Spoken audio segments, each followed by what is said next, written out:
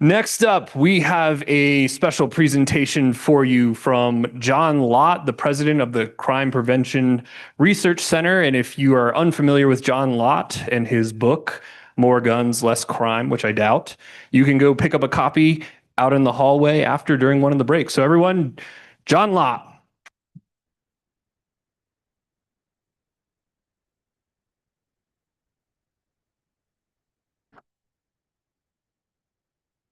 Can I have the mic?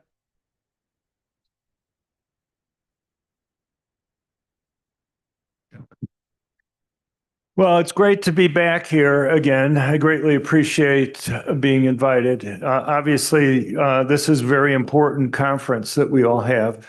So I wanted to talk today, let's see, we got about kind of a lot of the misinformation that we see coming out of the government and the media.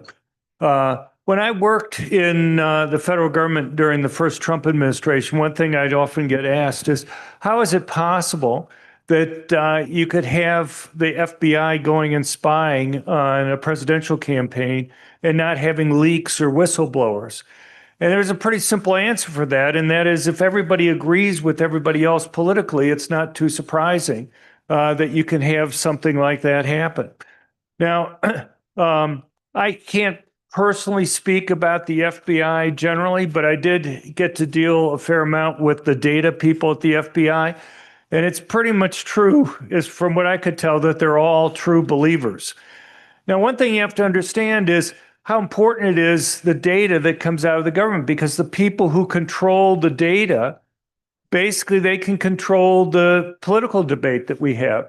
And we see a lot of what happened during the just the campaign last year. I just want to give you what I think is a particularly egregious example with regard to crime data from the FBI before I get into more specific things about gun control stuff.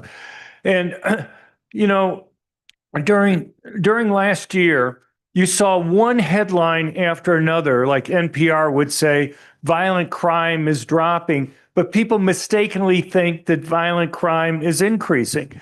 You know, the New York Times, Washington Post, all sorts of other places had that headline last year. And it was based on the FBI crime data that they put out each year. And what you have to understand is that that data comes out with a year lag. So the data for 2022 came out in October 2023. The data for 2023 came out in September of last year. And so like during the presidential debate last year between Trump and Kamala Harris, where Trump was talking about violent crime going up and he was being corrected by David Muir from ABC, Muir was relying on the FBI crime data from 2022 as the only final data that was available then when he was making that statement. Now, the original data that came out for 2022 showed a slight drop in violent crime, about 2.1%. When they put out the data last September, they updated the data for 2022, but they made no mention of that in their press release. If you actually read the report that the FBI put out, there's only one footnote in there where they say that they had updated the data for 2022. No mention why they had updated it, no mention about how things had changed in terms of the numbers that were there. And rather than a 2.1% drop, the revised data that they had showed a 4.5% increase. So all those headlines that they had over the course of the previous year were wrong because they were claiming they were using the old 2022 data. But the problem is that I only discovered this because, being the nerd that I am, I'm working on a Saturday night and looking at some Excel files and say, look, it looks like they changed the things there. And but, you know, 99% of reporters, they just look at the press release. And even if the first time I looked at the report, I had missed the footnote there and I wouldn't have thought it was very important because all they say they've updated. They didn't say it went from a drop to an increase. And the thing is, even when even when reporters started reaching out to the FBI last year before the election refused to explicitly come out and say, yeah, the data showed an increase. All they would say is, we stand by our data. But they refused to make an explicit statement that it had gone from a drop to an increase, because then it would have been newsworthy. And, I honestly believe that they wanted to help the Democrats there. And one of the big themes was what's happening to crime. Now, there's also some problems with the media here, because the media just refused to look at anything other than the FBI data on reported crimes. And you have to understand there's two measures that the government has of crime. One is crimes reported to police, okay? And then there's a measure of total crimes. If it seems to me, I care more about what's happening to total crime than crimes that are reported to police. You may not know this, but about 40% of violent crimes are reported to police. About 30% of property crimes are reported to police. And prior to 2020, those numbers tend to go up and down together. But since then, they've really moved in quite opposite directions in a number of different years that we have here. And there's lots of reasons that I can go and give you for it. But the National Crime Victimization Survey, which surveys about 240,000 people each year, has kind of been considered the gold standard. But last year during the campaign, not only did we have these problems with the FBI, but the media, despite Trump going and explicitly referencing the National Crime Victimization Survey and me having a piece in the Wall Street Journal and other places, the general media just refused to go and mention it. I'll just show you the difference between these two. So the orange shows you what happened with regard to the FBI data on crimes reported to police. The blue shows you the changes year to year in total violent crime. In the first 3 years, because we only have the data for the first 3 years of the Biden administration right now, we had the largest total percentage increase in violent crime over any 3-year period of time since they started collecting this data over 50 years ago.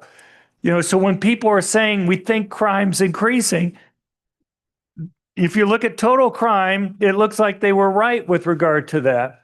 And you can see the differences. The largest previous increase over 3 years was in 2006, and it was 27%. So this was more than twice as large. Now, I want to get into some gun stuff now, just to kind of give the idea of kind of the general biases that might exist in terms of the FBI data. When I was working in the Department of Justice, I was senior advisor for research and statistics. One of the tasks that I had was to go and look at the FBI active shooting reports. These reports they put out every year. They get a fair amount of media attention. And an active shooting case is a gun fired in public, not part of some other type of crime like a gang fight over drug turf or a robbery, anything from one person being shot at and missed all the way up to a mass public shooting. And the media, as I say, covers this a lot. You'll see quotes from places like the AP saying, quote, "It's rare in the US for active shooters to be stopped by a bystander." Or from the Washington Post, "Rampage in Indiana, a rare instance of armed civilian ending a mass shooting." New York Times, many other publications I could give you, they all have the same thing, and it's all from these FBI active shooting reports. And just here's the data you can see here just roughly. The first couple columns are the FBI data showing the total number of active shooting cases. And then the second column there, which ends in 14, is the number of times that they say civilians have stopped these shootings, a person with a permanent concealed handgun. It's about 4%. So over 300 active shooting cases, only 14 of those are stopped by civilians. I'm going to just show you. So we went back, and I started doing this when I was back working at the Department of Justice. didn't have millions of dollars to go and do this, so I make no claim that I've gotten all the cases that civilians stopping these things. But rather than 14, I think it's 202 for the years 2014 to 2024. And so it's about 36% of all the active shooting cases were stopped by armed civilians. And, the most depressing thing is I can understand people missing these news stories, even if they spend millions of dollars trying to track them down. But when you get somebody to say, here's the list of the ones that you've missed, and they still don't correct it years later, even when you get them to admit that they'd missed those cases, to me, that's going a step further. And so rather than 4%, I think it's about 36%. But there's one thing you need to know that I also argued with the FBI people when I was there. And I said, look, guys, if you're going to look at civilians stopping these cases, you have to differentiate between gun-free zones where it's illegal for them to carry versus other places. We're talking about law-abiding citizens carrying these permanent concealed handguns. If you're talking about law-abiding citizens, you can only expect them to stop attacks in places where it's legal for them to go and carry. And so if you just take the data for 2024, the FBI claims that there were 0 cases last year where civilians who are legally carrying stopped active shooting cases. I think it's about 48%, okay? And nobody needs to take my word for it. On our website at crimeresearch.org, we have the cases. We have links to the underlying news stories so you can go and check them yourselves. But when you break it out and say, well, how much did they stop in places where they were legally able to carry? It's about 63%. That's a lot different than 0.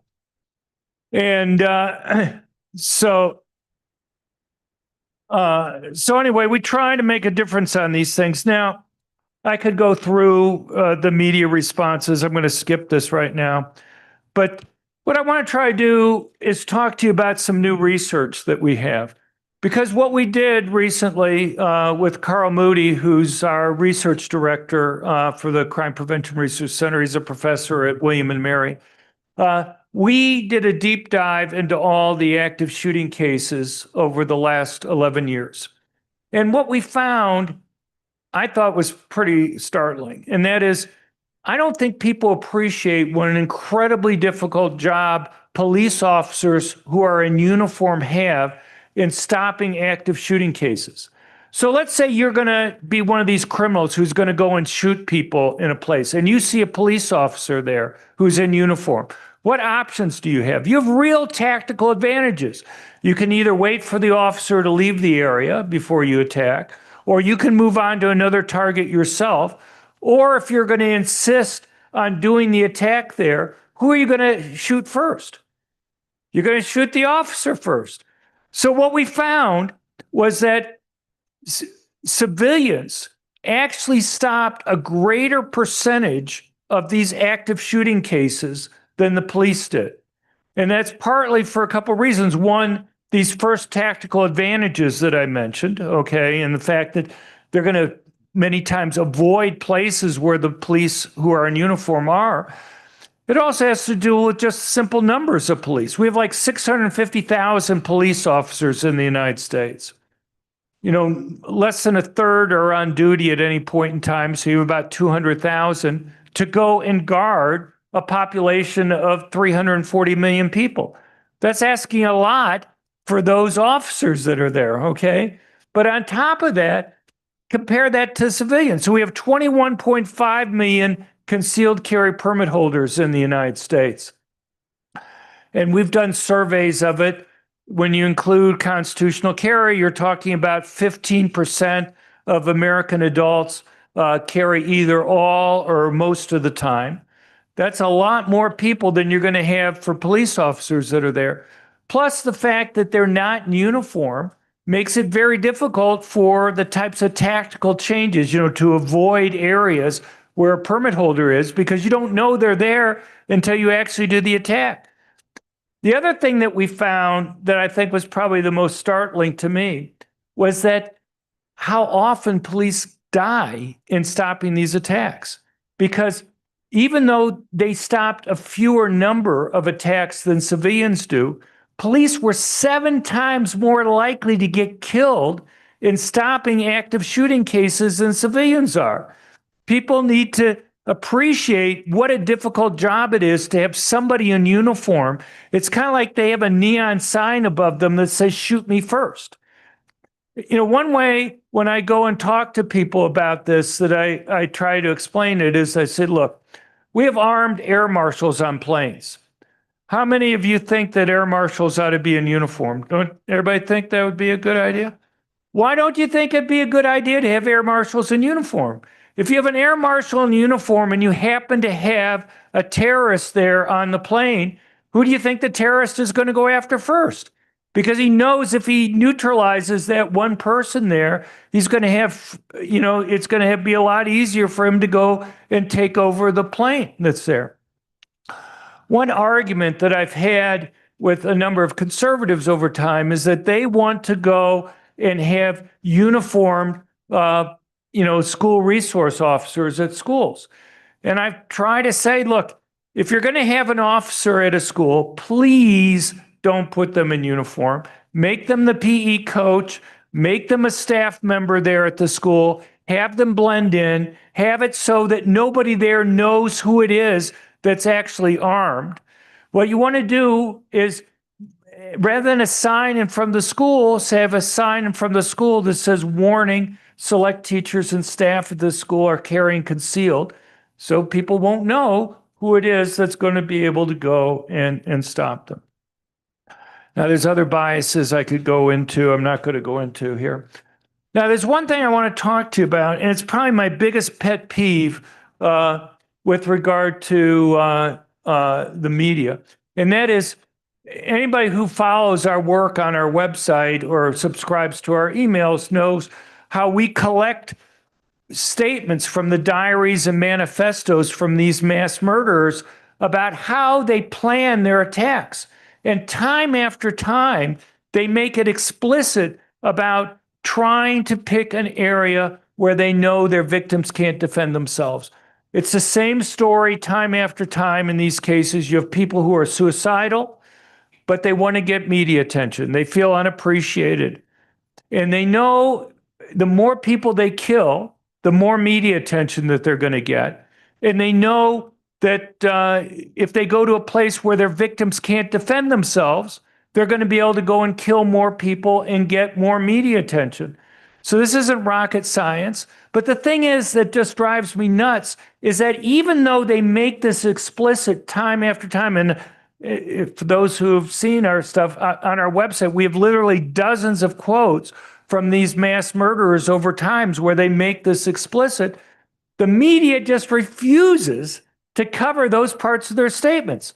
So you have somebody like the Minneapolis school shooter that we just had. You'll see all sorts of news articles speculating. So, well, maybe he did it because his mom used to work at the school. It's possible, but he doesn't say that. What he says is, and they'll say things like, he talks a lot about other school shooters or other mass shooters. And that's true, he does. But how does he talk about them? He talks about them because what he's learned from them, and what he's learned from them is to go to a place where he knows victims can't defend themselves. In that case, the quote is, and this, he has multiple discussions. He says, "I recently heard a rumor that James Holmes, the Aurora theater shooter, may have chosen venues that were, quote, gun-free zones, end quote. I probably would aim the same way. Holmes wanted to make sure his victims would be unarmed. That's why I and others like schools so much. At least for me, I'm focused on them. Adam Lanza is my reason." And, we could go on. And he even talked about the time of day of the attack. He didn't want to do it in the morning when parents were dropping off kids at school. He didn't want to do it in the afternoon when they're picking them up because he was worried that one of the parents might have a concealed carry permit. So it's like the amount of detail there, and yet the media just completely refuses to mention this. And there are other cases from the Nashville school shooter or the Buffalo mass murder. Even going back to Columbine, there's references there that indicate that at least they were very cognizant of it, though it's not as explicit as a lot of these other statements that are there. But my guess is the whole gun control debate that we have right now would be dramatically different if even once in a while the media would have said, and by the way, this person explained why he picked the target that he did. He wanted to go to a gun-free zone. Instead, we have politicians who want to go and pass things like background checks on the private transfers of guns. There's not one mass public shooting this century that would have been stopped if such a law had been in effect and been perfectly enforced. I think I'm out of time here. But anyway, I greatly appreciate you guys being here. One thing I will say, if you don't mind, and that is, it doesn't do us any good to put this data together unless you guys kind of use it. And so if you could go to our website and just sign up for our emails, I've spent 90-hour weeks putting this stuff together, but as I say, if you guys don't know about these things, to go and argue and inform other people, it's kind of a waste of my time. And the emails are free. Just out of curiosity, how many people get our emails? Well, that's pretty good. Keep your hands up. How many people think it's useful? Okay, even more go up. I don't know. But anyway, all right. Thank you very much for your time.